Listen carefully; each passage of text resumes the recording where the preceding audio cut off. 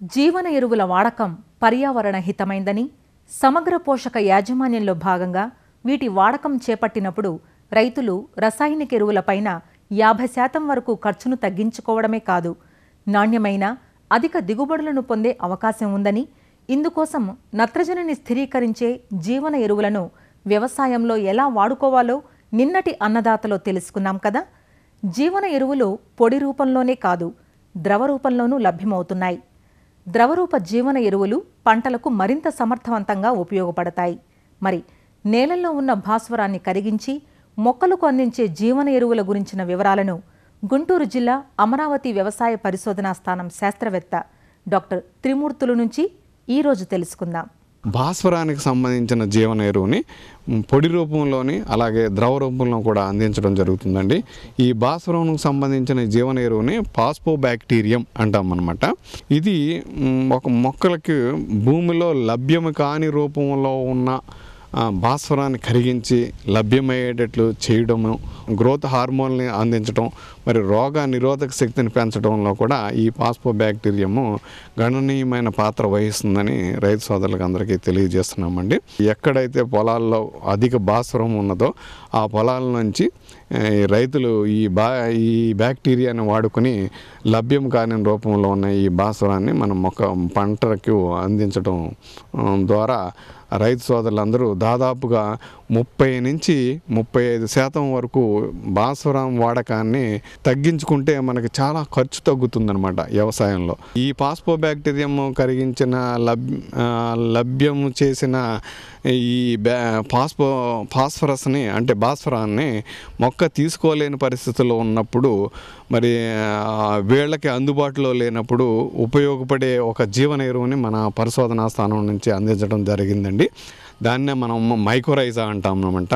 ఈ జీవన ఎరువుని మనం పొడి రూపంలో అందిస్తున్నాము. పొడి రూపంలో అందించబడుతున్న ఈ జీవన ఎరువుని కానీ రైతు సోదరులు వేసుకున్నట్లయితే వేళ్ళు చేసే పాత్ర అంతా ఇది వహిస్తుంది. కాబట్టి ఇది వేళ్లలా మొక్కకి అధికమైన వేళ్లలాగా ఉపయోగపడి భూమిలోని అట్టటడుగు పొరల్లో ఉన్న భాస్వరాన్ని తో పాటుగా ముఖ్యంగా సూక్ష్మధాతువులను కూడా అందించడంలో గణనీయమైన పాత్ర వహిస్తుందండి. ఈ మైకోరైజా అనే జీవన ఎరువు ప్రతి రైతు కూడా 5 కిలోలు ఒక ఎకరానికి వాడుకున్నట్లయితే చక్కగా ఉపయోగపడుతుంది. మైకోరైజా అనే జీవన ఎరువు నీటి ఎద్దడిని తట్టుకోవడంలో ఒక వారం రోజులు నీటి ఎద్దడి ఉన్నా కానీ ఆ పొలం వడబడిపోకుండా కాపాడడంలో ఇది చక్కటి పాత్ర వహిస్తుందండి. అంతేకాకుండా ఇసుక భూముల్లో ఈ మైకోరైజా అనే ఈ జీవన ఎరువు నీటిని పట్టి ఉంచడంలో, భూమి నీటిని ఎక్కువ కాలం నిల్వ ఉంచుకునేటట్టుగా చేయడంలో కూడా చక్కటి పాత్ర వహిస్తుందండి.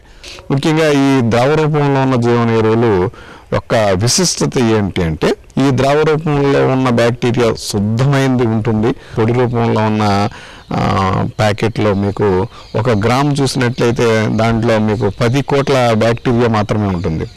అలాగే ఇది ద్రవ రూపంలో చూసినట్లయితే 1 మిల్లీలీటర్ ద్రావణం తీసుకున్నట్లయితే దాదాపు 100 కోట్ల బ్యాక్టీరియా పైపెచ్చు ఉంటుందన్నమాట. ఈ ద్రవ రూపంలో ఉన్న బ్యాక్టీరియాకి ఒక విశిష్టత ఏంటంటే, ఎక్కువ కాలం అంటే దాదాపు 1 నుంచి 1.5 సంవత్సరం మీరు నిల్వ ఉంచుకోవచ్చు అనమాట.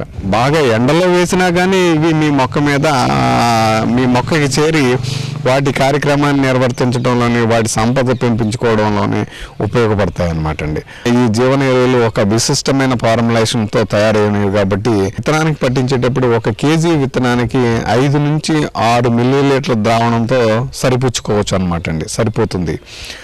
అదే మీరు పొడి రూపంలో ఉన్న జీవన ఎరువులు వాడినట్లయితే 1 కేజీ విత్తనానికి దాదాపు 20 గ్రాముల దాకా పట్టియాలి. వాడుకునే పద్ధతి కూడా ఇది చాలా తేలికగా ఉంటుందన్నమాట అండి. ద్రవ రూపంలో ఉన్న జీవన ఎరువుల యొక్క విశిష్టమైన గుణం ఏంటంటే, ఏ పంటల్లో మన రైతు సోదరులందరూ డ్రిప్ ఇరిగేషన్ వాడుతున్నాము, డ్రిప్ పద్ధతుల్లో మనం నీటిని అందిస్తున్నాము, అక్కడ ఈ డ్రిప్ ట్యాంక్లోనే మనం ఈ ద్రవ రూపంలో ఉన్న జీవన ఎరువుల్ని కలుపుకొని డ్రిప్ ద్వారా పంట మొక్కలకి అందించుకోవచ్చు అనే సౌలభ్యం ఈ ద్రవ రూపంలో ఉన్న జీవన ఎరువులకు మాత్రమే ఉందండి. ద్రవ జీవన ఎరువులను ఎంత వాడుకోవాలి అంటే, ఎకరాకు 500 మిల్లీలీటర్ల చొప్పున డ్రిప్లో అందించే నీటిలో కలిపి అందించాలి. దీనివల్ల వీటిని అత్యంత సమర్థవంతంగా వినియోగించుకునే అవకాశం ఉంటుంది. డ్రిప్ ద్వారా కాకుండా విడిగా అందించాలనుకుంటే 1 ఎకరాకు 500 మిల్లీలీటర్ల ద్రవ జీవన ఎరువును 200 కిలోల సేంద్రియ ఎరువుతో కలిపి ఒక రాత్రంతా ఉంచి తరువాతి రోజు వేసుకోవడం మంచిది. పంట పొలాలకైతే ఆఖరు దుక్కిలోనూ, పండ్ల మొక్కలకైతే మొక్క చుట్టూ తీసిన గాడిలో ఈ ఎరువులను వేసుకోవచ్చు. పండ్ల మొక్కల వయసును బట్టి ఎరువు మోతాదును వాడుకోవలసి ఉంటుంది. ఒక 10 ఏళ్ల వయసు చెట్టు ఒక్కింటికి 15 మిల్లీలీటర్ల ద్రవ ఎరువును 2 కిలోల సేంద్రియ ఎరువుతో కలిపి వేసుకోవాలి. కొత్తగా మన పరిశోధనా స్థానం నుండి ఈ పొటాష్ రిలీజింగ్ బ్యాక్టీరియా అనే దాన్ని మన పరిశోధనా స్థానంలో కనిపెట్టడం జరిగింది, తయారు చేస్తున్నాము. సో ఈ పొటాష్ రిలీజింగ్ బ్యాక్టీరియాని వాడుకుని పొటాష్ లభ్యతను పెంచి కాండం గట్టిపడడం, తర్వాత గింజ బరువు పెరగడం, నూనె శాతం ఎక్కువగా పెరగడం, ఇలాంటి వాటిల్లో ఈ పొటాషియం గణనీయమైన పాత్ర వహిస్తుంది.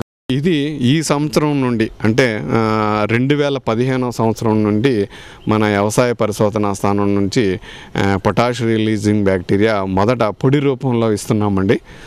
తర్వాత సీజన్కి మేము ద్రవ రూపంలో కూడా ఈ పొటాష్ బ్యాక్టీరియాని ఇస్తాము. ప్రతి ఎకరానికి ఈ పొటాష్ బ్యాక్టీరియా 2 కిలోలు వాడుకున్నట్లయితే సేంద్రియ ఎరువుతో కలిపి విత్తనం నాటుకునేటప్పుడు కానీ, లేదంటే నాట్లు వేసేటప్పుడు కానీ, నాట్లు వేసిన 1 వారం 10 రోజుల లోపుగా ఈ పొటాష్ బ్యాక్టీరియాని వాడుకున్నట్లయితే పంట కాలంలో అంతా దీని సంపదను పెంచుకుంటా ఈ పొటాషియం రిలీజ్ని అంటే బయటికి తీసుకొచ్చి మొక్కకి అందించడంలో మంచి పాత్ర వహించి మంచి ఫలసాయాన్ని అందించగలదని మీకు తెలియజేస్తున్నాను.